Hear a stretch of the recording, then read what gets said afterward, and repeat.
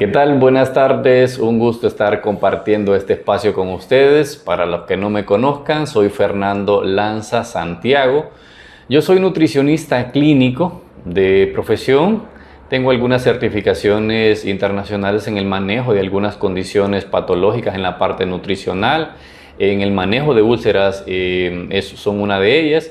Y vemos la importancia, o vamos a ver en esta clase, la importancia que tenemos en el abordaje nutricional de las úlceras por pie diabético. Formo parte de ya hace un par de semanas o un poco más de un mes de esa unidad integral del pie como apoyo al equipo en el manejo nutricional de estas condiciones que aquejan mucho a la población. Y muchas veces se ha dejado de lado la parte de soporte nutricional, ya que no se cuentan con tantas herramientas disponibles para su manejo.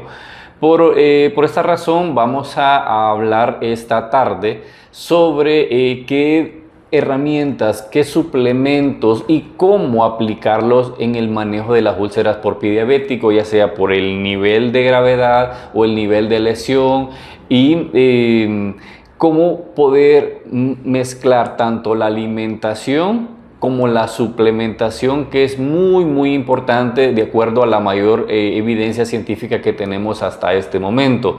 En la literatura muchas veces encontramos muy pocos estudios realmente sobre el soporte nutricional en úlceras por pie diabético, ya que pues es una condición un tanto emergente en estos últimos años, que se ha vuelto bastante fuerte y que requiere del manejo correcto. Así que gracias por compartir este espacio conmigo. Vamos a tratar de enseñar las cuestiones más básicas, hacer un pequeño recordatorio, un pequeño recorrido sobre los procesos de cicatrización que se aprende en las primeras clases de medicina, cómo intervienen ciertos nutrientes, cómo intervienen las proteínas, pero qué tipo de proteína, cuánta cantidad de proteína necesita mi paciente de acuerdo a su edad, de acuerdo a su condición física y algunas otras cuestiones que estaremos desarrollando a lo largo de esta clase. Así que les doy la más cordial bienvenida, espero que sea de su agrado la clase, que pongamos en práctica realmente lo que vamos a aprender por el bien de nuestros pacientes, el bien de recuperar algún miembro que esté prácticamente a veces listo para amputación, pero con el correcto soporte nutricional lo podemos mejorar. Toda esta parte integral, los procedimientos quirúrgicos, la parte farmacológica, y si ahora le sumamos la parte nutricional, créanme que sus pacientes van a tener una mejor recuperación y por ende una mejor calidad de vida, que eso es lo que buscamos cuando estudiamos este tipo de carreras. Así que les doy la más cordial bienvenida nuevamente y vamos a dar paso a la presentación que les tengo preparado para todos ustedes y vamos a ir viendo desde antecedentes cómo estamos a nivel local en cuanto a la diabetes y la posibilidad de desarrollar úlceras por pie diabético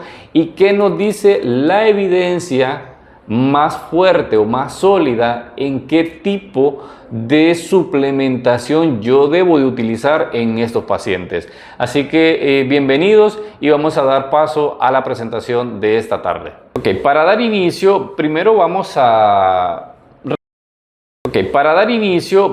vamos a recordar un pequeño repaso de algo que ya se maneja muy bien, pero no está de más entender los conceptos para que lo manejemos de una muy correcta manera.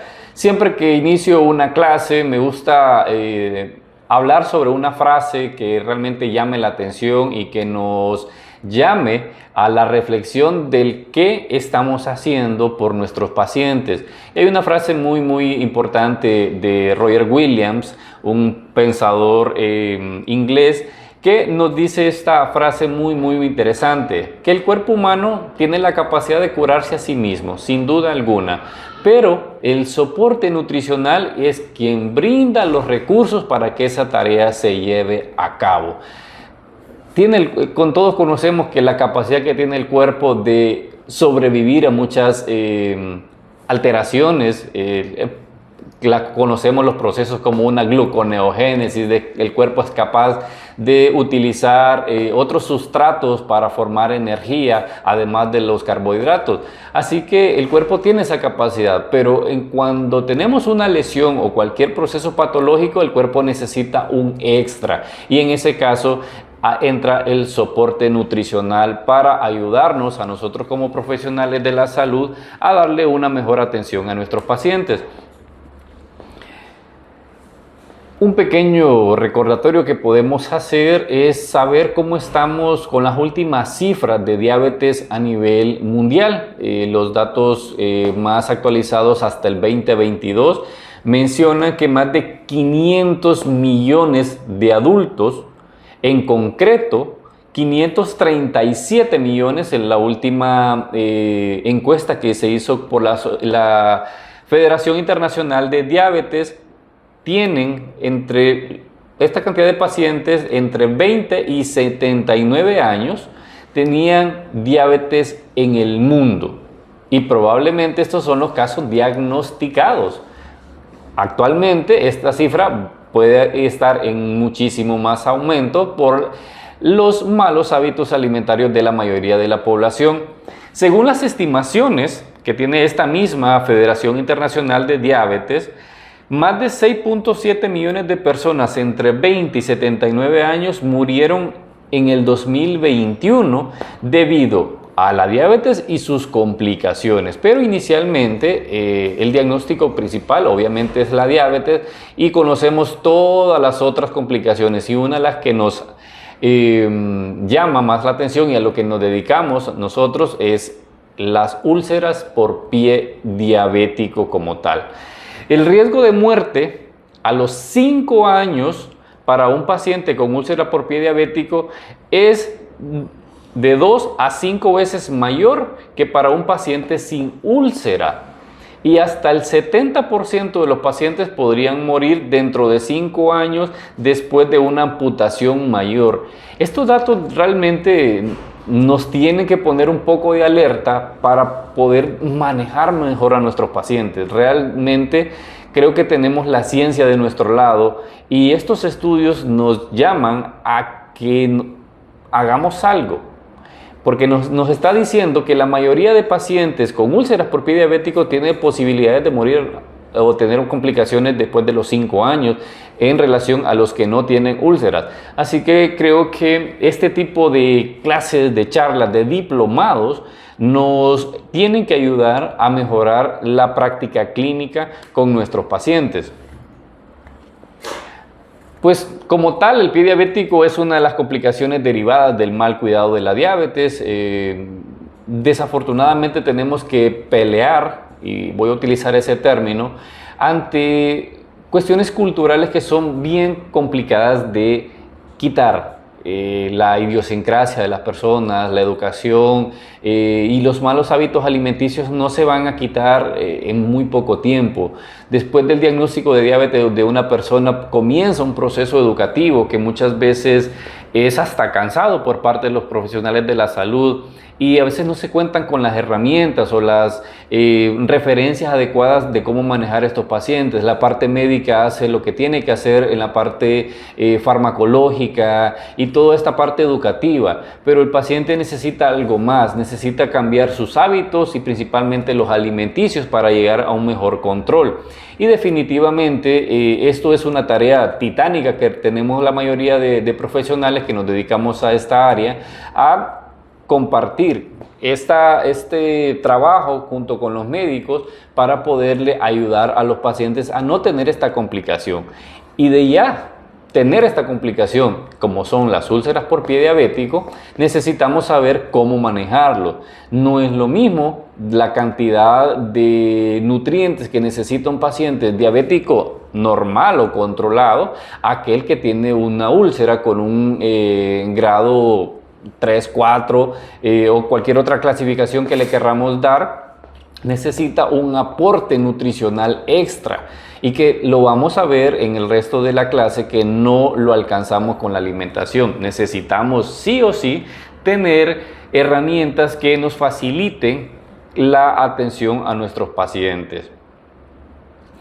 Bueno, las causas por las cuales desarrollamos una úlcera por pie diabético, creo que la parte médica las conoce mucho mejor, pero realmente son estos descontroles, como le mencionaba anteriormente, en estas elevaciones de azúcar que pues van quitando, van disminuyendo el aporte de oxígeno hacia los miembros inferiores.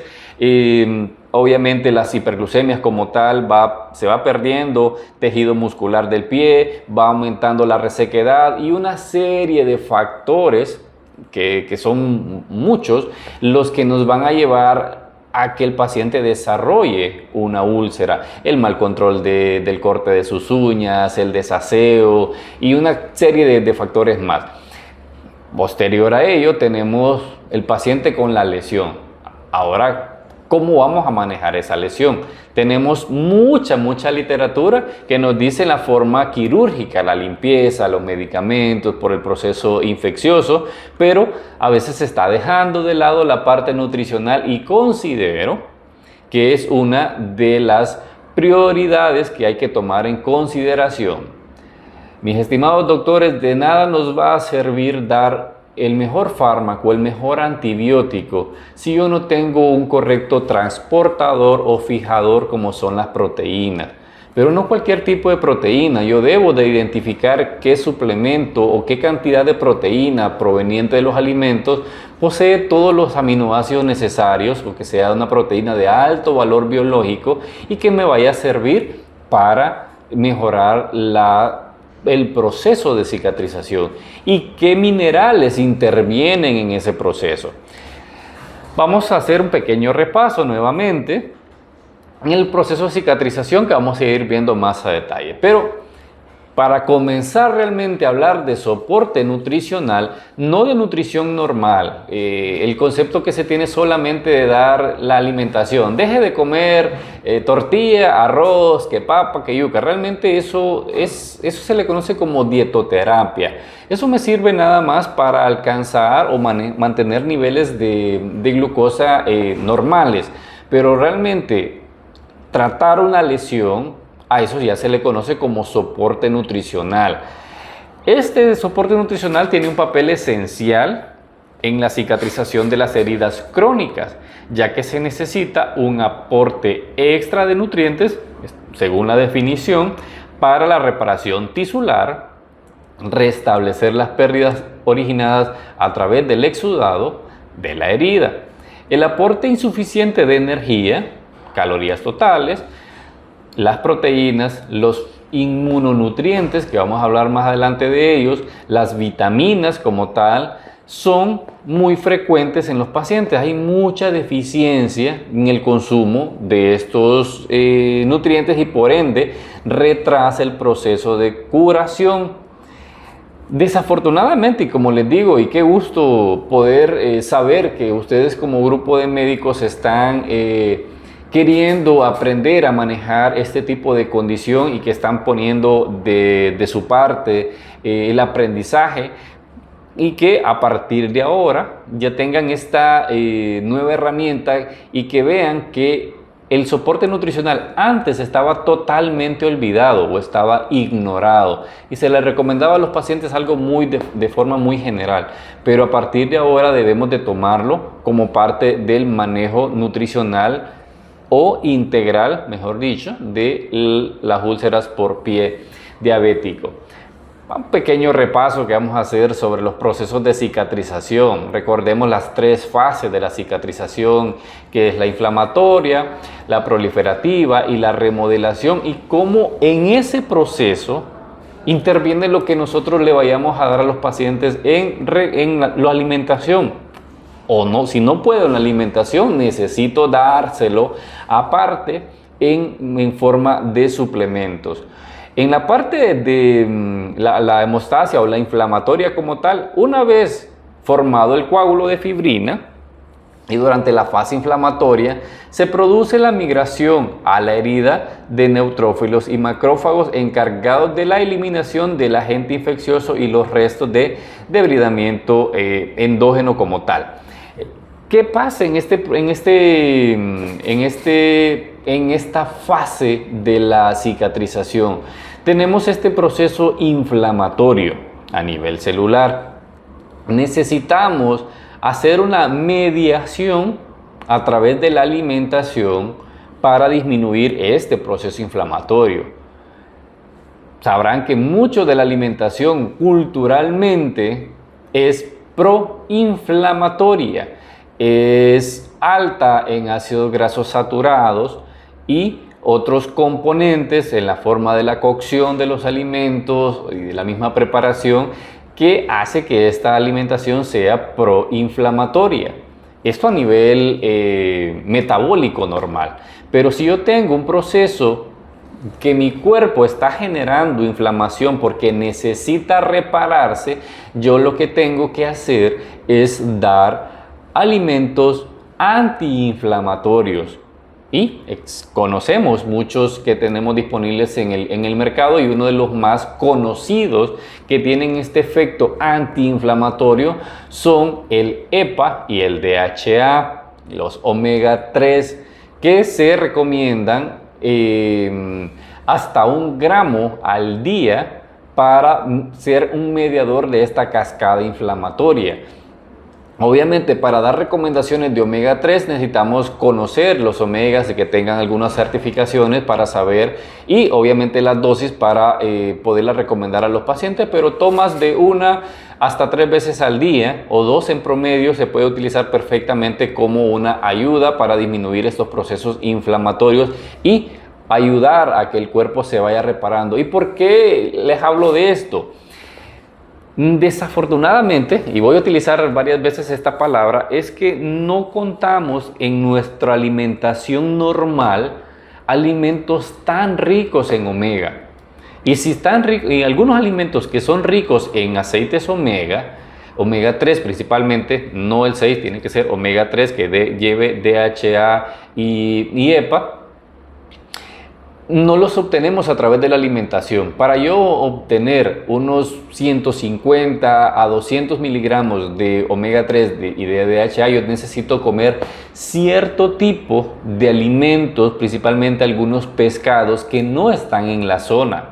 Aquí, pues generalmente la cultura hondureña, el centro del país o el más fuerte del país, el pescado más común que tenemos disponible es la tilapia, que se encuentra desde los ríos hasta los supermercados, pero no es tan rica en omega 3. En las zonas costeras sí hay otros tipos de peces que tienen aceites omega, pero no son tan elevadas las cantidades. Hay alimentos como los alimentos enlatados, las sardinas como tal, pero estos tienen, además de los omegas, tienen otros componentes que no son recomendables para los pacientes. Tienen a veces mucho sodio y algunos otros preservantes que no me sirven para tratar a los pacientes. Hay cierto tipo de sardinas principalmente que pueden ser bastante accesibles económicamente, que podrían ayudarle a mi paciente a dar no solamente una carga alta en aceites omega, sino también en proteínas. Y pues esto es lo que nosotros debemos de aprender a manejar, a jugar, y qué recomendaciones darle a mi paciente. Comenzando con esta fase de la cicatrización, que es la fase inflamatoria como tal, yo necesito mediar a través de alimentos que mejoren esa respuesta, y uno de ellos que tiene mayor grado de evidencia es el omega 3, y que podemos con toda la libertad suplementarlo, ya que en la alimentación no lo encontramos en las cantidades que mi paciente necesita de acuerdo al grado de gravedad de su úlcera como tal. Luego pasamos a la siguiente fase, la fase proliferativa como tal. Los fibroblastos en esta fase generan colágeno 3, dependiendo su actividad del aporte de oxígeno y nutrientes, y se producen la angiogénesis y también la nueva ganancia de tejido, que es la repitelización, que es la migración y proliferación de los queratocitos, y como tal necesitamos que haya una contracción de la herida. Esto es la fase donde yo realmente necesito otros nutrientes. Para que favorezca la angiogénesis, El suplemento o el aminoácido más conocido y con mayor grado de evidencia es la arginina. La arginina, para hacer un repaso, recordemos que es un aminoácido semiesencial. El cuerpo lo produce a sí mismo, pero en condiciones inflamatorias, en condiciones patológicas, no lo encontramos en grandes cantidades o no se sintetiza en grandes cantidades. Por ende, necesitamos la arginina como un suplemento, un aminoácido que favorezca a la angiogénesis y pueda mejorar la vascularización para que exista este proceso de ganancia de tejido. Pero este tejido necesito que venga del consumo suficiente de proteínas. De nada me va a servir tener un consumo correcto de arginina, pero si no tengo la cantidad suficiente de proteínas para regenerar el nuevo tejido. Finalmente, en la fase de la remodelación se realiza el reordenamiento de las fibras de colágeno, obviamente que es como más fuerte, y tenemos esta fase de cierre. Es como un pequeño resumen nada más del recordatorio de cómo funciona la fase o los procesos de cicatrización, que necesitamos el consumo no de colágeno como tal, ni de proteínas a base de colágeno, porque el colágeno es una proteína que el cuerpo la produce solito. Entonces, los suplementos que sean de colágeno, nada nos asegura que cuando nosotros consumimos o le recomendamos a un paciente un suplemento o una proteína a base de colágeno, recordemos que el colágeno necesita, todas las proteínas pasan por este proceso de degradación que se van a dividir los aminoácidos y van a formar nuevo tejido. Si yo consumo colágeno, no hay nada que me asegure que va a formar colágeno, porque el colágeno lo va a producir mi organismo a través del consumo normal de las proteínas.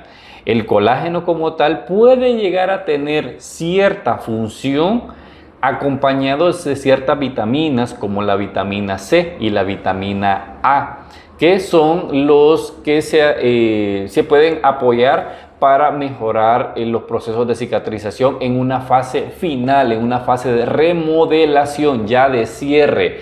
En una fase inflamatoria o una fase proliferativa, yo necesito dar dosis altas de proteínas, de ácidos grasos de cadena media, como son los omegas, para mejorar la inflamación y este proceso. Y al final se podría dar, ya para el cierre, algún suplemento de una proteína de colágeno, pero en estas fases anteriores no se recomienda.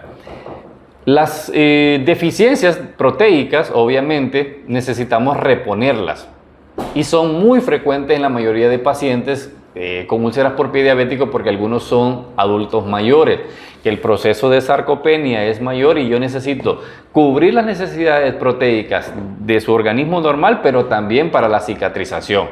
Y con eso damos paso a cuáles son los mayores grados de evidencia que tenemos en el uso de la prevención y la curación de las heridas crónicas. Tenemos una publicación en la revista ARAM, que es perteneciente a la Sociedad Española de Nutrición Enteral y Parenteral, que esta a su vez forma parte de ESPEN, que es la Sociedad Europea de Nutrición Enteral y Parenteral. Son los que nos dicen cuáles son los nutrientes con mayor grado de evidencia para el manejo de úlceras por pie diabético, y tenemos publicaciones bastante nuevas. La última publicación de este tema fue en el 2022, así que todavía tenemos tenemos una evidencia muy nueva realmente en el manejo de estas patologías. Y hay un concepto que se está manejando, que es la inmunonutrición, que la inmunonutrición es esta rama de la nutrición que posee ciertos componentes, la alimentación, que no solamente le van a dar los macronutrientes, proteínas, carbohidratos y grasas, sino que también le van a brindar al organismo estos aminoácidos o estos inmunonutrientes que van a mejorar la parte patológica de la condición del paciente. No solamente vamos a nutrir al paciente, sino que vamos a actuar como que fuésemos un fármaco a través de ciertos nutrientes que tienen mucho grado de evidencia. La inmunonutrición recomienda el uso de vitaminas, ácidos grasos y hasta probióticos. Y me quiero detener un poquito acá, mis estimados doctores, porque el uso de los antibióticos es de forma habitual en el manejo de úlceras por pie diabético. Siempre se debe mandar a hacer un cultivo y el paciente sale resistente o susceptible a cierto antibiótico y nosotros se lo prescribimos como tal, pero pocas veces o casi nunca pensamos en la reposición de la microbiota.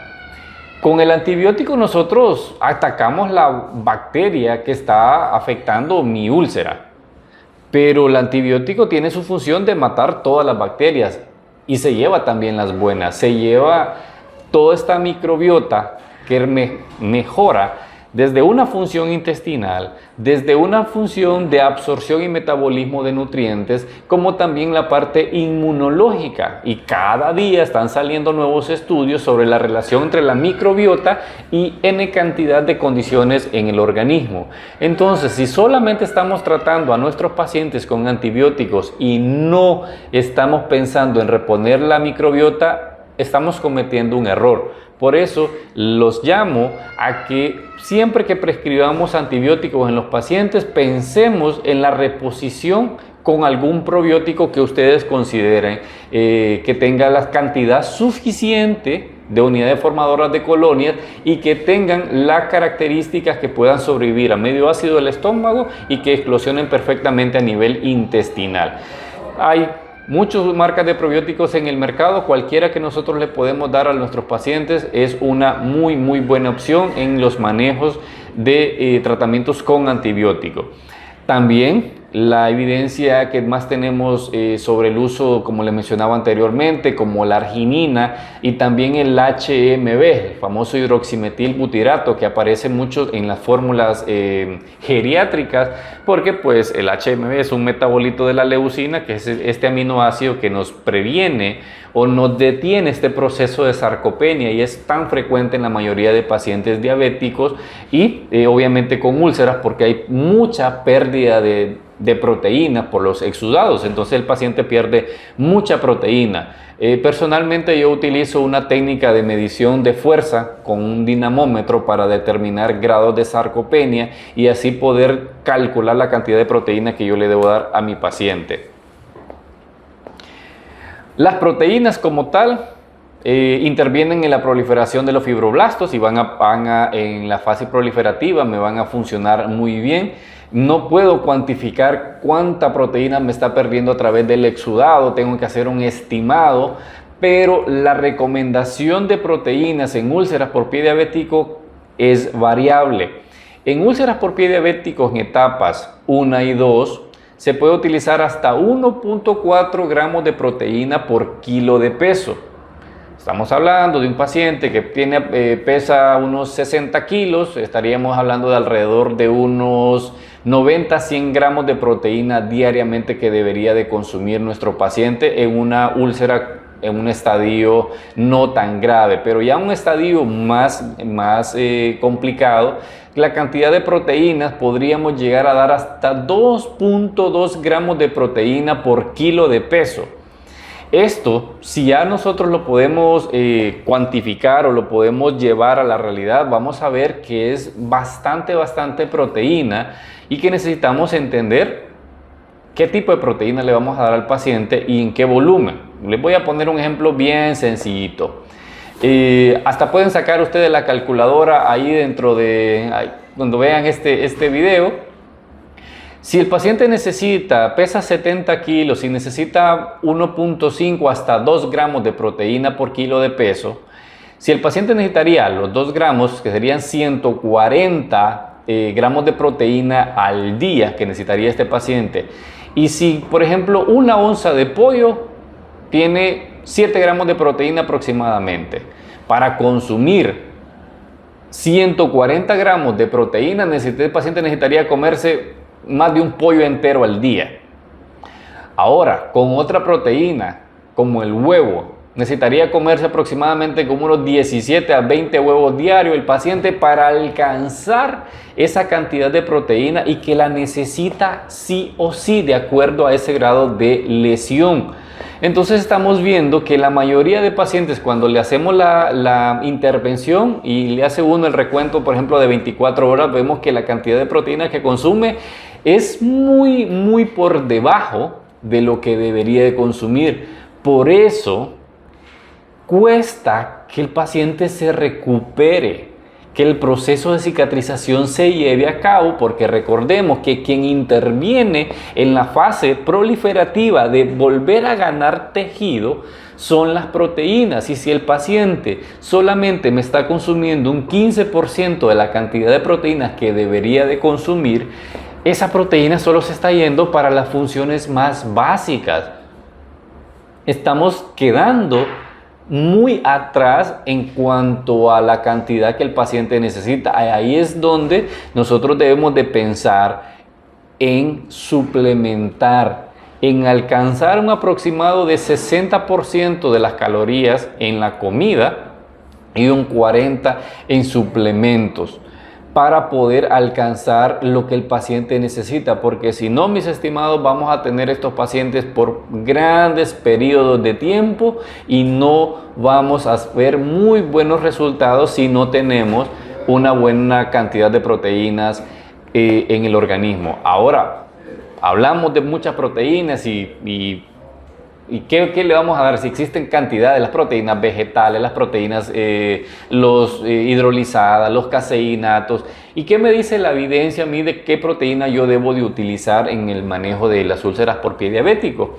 La FAO como tal ha hecho varias clasificaciones de los tipos de proteínas de acuerdo a su PDCAAS o su porcentaje de digestibilidad, y se han hecho diferentes evaluaciones para poder determinar cuáles son las proteínas que tienen un alto valor biológico y que son las que realmente me van a servir. Por eso es que deben de tener cierto cuidado que cuando, por ejemplo, la parte de la industria farmacéutica los visite y les diga, tenemos esta proteína vegetal o esta proteína de colágeno, por ejemplo, que no alcanza realmente lo que el paciente va a necesitar. ¿Qué debemos de tomar en cuenta para recomendar un suplemento proteico? El valor biológico es uno de los principales que debemos de considerar, la digestibilidad de esta proteína también, y el score, que es la clasificación que le pone la FAO como tal para saber cuánto es la disponibilidad de esta proteína como tal. Otra de las condiciones que debemos de entender es la utilización postprandial o la utilización neta de la proteína para poderla prescribir, y también el famoso PDCAAS, que es igual, hay otra clasificación que se llama el DIAAS, que es solamente saber qué cantidad de proteína se absorbe a través del ilio. Son términos un poco ambiguos en algunos casos, pero al final lo que hay que entender son que las proteínas que debemos de utilizar, como para resumen, tienen que ser de un alto valor biológico y de un porcentaje de digestibilidad bastante alto. Las proteínas animales que mejor PDCAAS tienen y todo el aminograma completo es la proteína del huevo. Es la mejor proteína conocida hasta el momento y que tiene todas las características que los pacientes necesitan. Pero volvamos al ejemplo que les puse anteriormente. Si mi paciente necesita consumir 100 gramos de proteína, mi paciente debería de consumir aproximadamente 13 a 14 huevos al día para alcanzar ese 100% o esos 100 gramos de proteína. No lo va a hacer nuestro paciente, no lo va a consumir, puede comerse 1 o 2 huevos tal vez en la mañana y quizás en la tarde, pero no va a alcanzar esa cantidad en alimento, va a ser mucho volumen como tal. Entonces, podemos tener una excelente proteína, pero en cantidades va a ser demasiado alta. Luego están las proteínas de la leche, luego están los caseinatos de la misma leche, las proteínas de suero de leche, las concentradas y las proteínas vegetales como la de soya, de garbanzos que nosotros podemos encontrar en el mercado. La de soya, por ejemplo, cuando estén viendo esta diapositiva, solamente tiene un valor biológico de un 74%.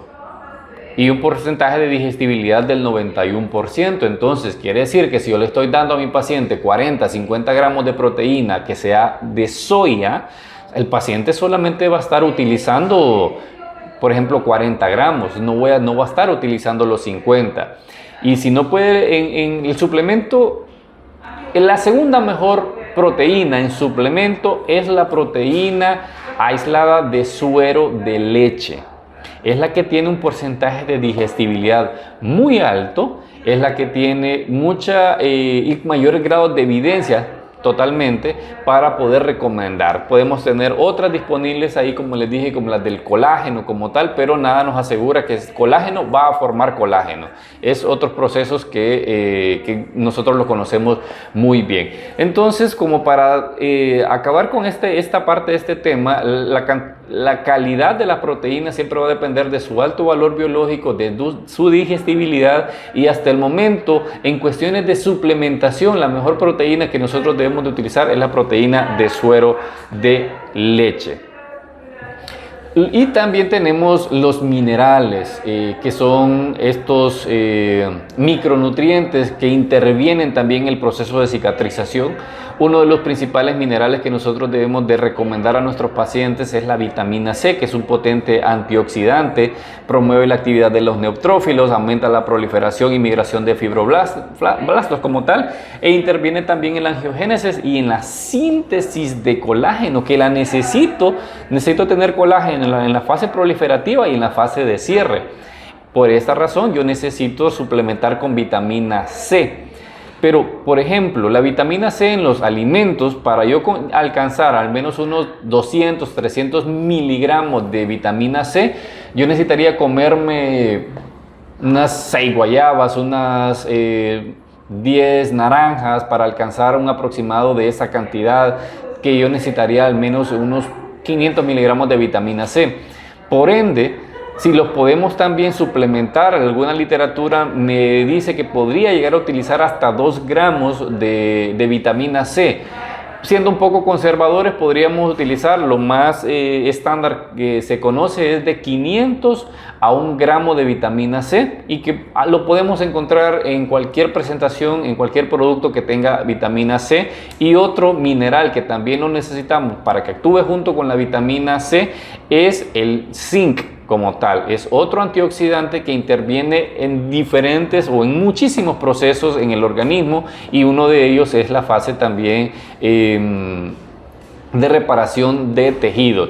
Entonces, si nosotros podemos recomendar un suplemento de vitamina C y zinc a nuestros pacientes, la dosis de zinc aproximadamente varía entre 12 hasta los 20 miligramos de zinc en úlceras por pie diabético. De 500 a 1 gramo de vitamina C y de 12 a 15 miligramos de zinc, un mineral que está frecuente en los mariscos, pero nuestra alimentación no es alta en mariscos, por eso debemos de suplementarlo como tal. Otra de las deficiencias que presentan los pacientes con úlceras por pie diabético son las deficiencias por vitamina D, por la falta de exposición y por otros procesos de deficiencias nutricionales que los pacientes no obtienen suficiente vitamina D, que es uno de los minerales que también podemos suplementarlos y que tiene mucha evidencia que lo podemos recomendar en estos pacientes que sufren estas deficiencias. Y tenemos muchas presentaciones de vitamina D, ya la D3 como tal ya nos lo ofrece la industria farmacéutica, en la cual lo podemos utilizar de acuerdo a la dosificación que nosotros establezcamos y por la gravedad de que tenga el paciente como tal.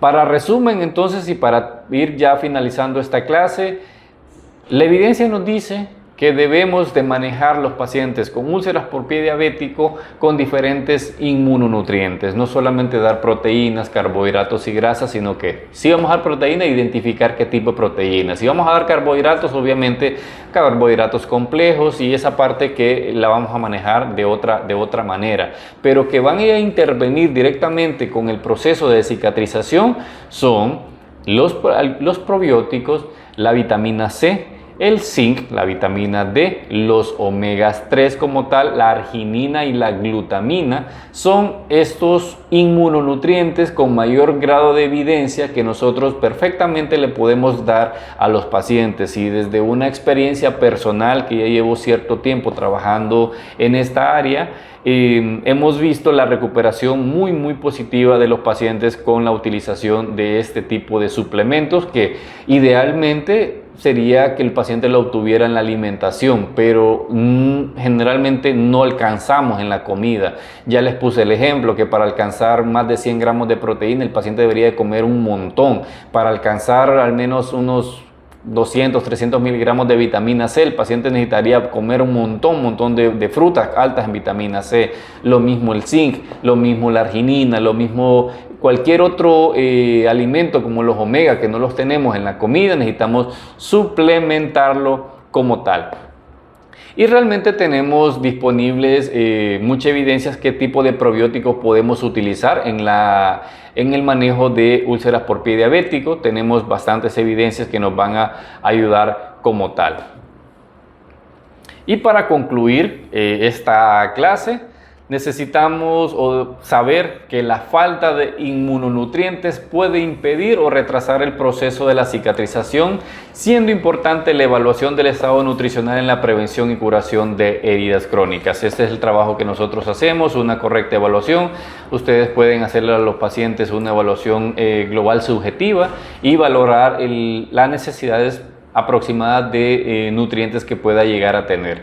La suplementación, como les decía anteriormente, con arginina, glutamina, HMB, vitamina C, D, magnesio, zinc, probióticos, ácidos grasos omega 3, muestra una mejora en la reducción de tamaño y curación de las heridas de pie diabético, pudiendo ser una opción terapéutica válida para nuestros pacientes como tal.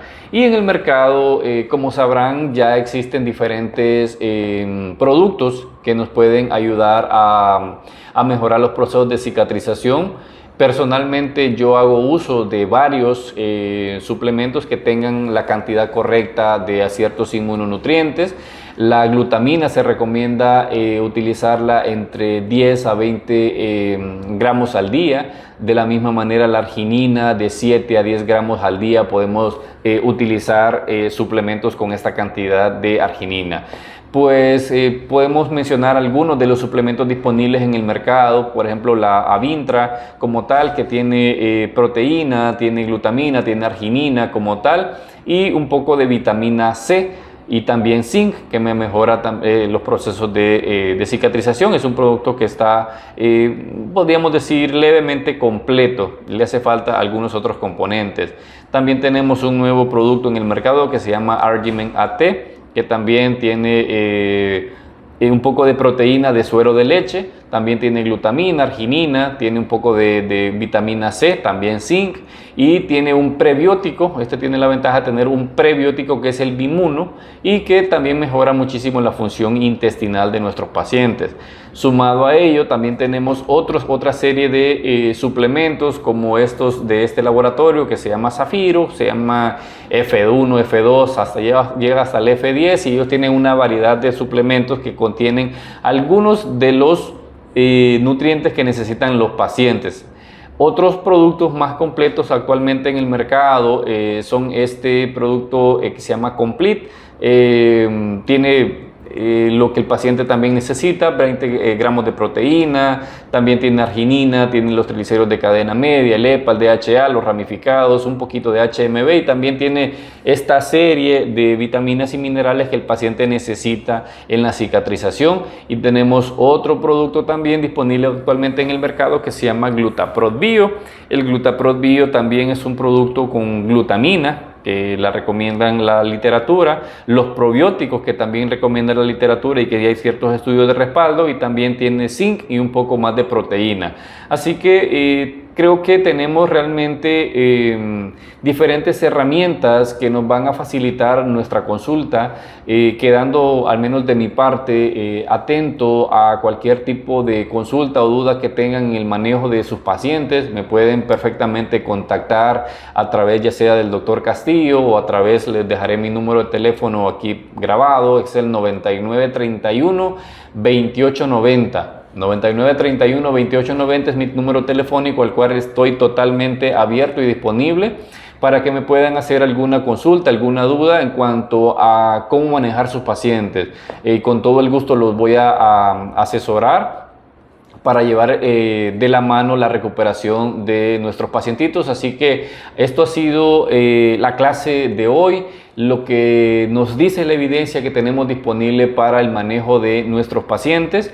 Estos nutrientes que están en la comida, pero no lo alcanzamos en la mayoría de los casos. Necesitamos suplementarlo, poner, como les dije, un 50-50, 50 comida, 50 suplemento, o 30-70, cualquier sea de la manera. Vemos cómo abordamos al paciente, qué capacidad económica tiene, todos estos factores externos a la prescripción.